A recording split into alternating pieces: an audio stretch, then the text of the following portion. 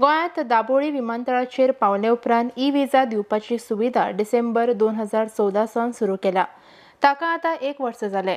फाटल्या 1 वर्साच्या कालावधीत 37,199 पर्यटकांक ई-व्हिजा दिल्या। प्रत्येक दीस सुमार 500 ते 600 परदेशी पर्यटकांक ई-व्हिजा दिल्यात। ह्या ई-व्हिजा पर्यटकांमदीं रशियन आघाडीचेर आसून तांची संख्या 20,258 इतली आसा। 7,000 यूकेचे नागरीक असून 6,000 युक्रेनच्या पर्यटकांनी ई-व्हिजा सुविधेचो लाव घेतला। जगातले 113 देशांमदीं 65 देशांतल्या नागरिकांक गोंयांत दाबोळी विमानतळाचेर ई-व्हिजा सुविधा दिवपाक आयिल्ले आसून उरिल्ल्या देशांकूय ती सुविधा लागू करपाचे प्रयत्न चल्ल्यात।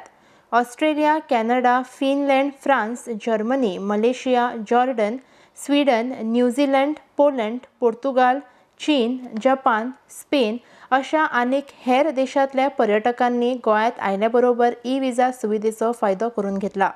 केंद्र सरकारान नोव्हेंबर 2014 सावन ही सुविधा चालू केल्या उपरांत गोंयांतल्या दाबोळी विमानतळाचेर ती डिसेंबर 2014 सावन सुरवात केल्या।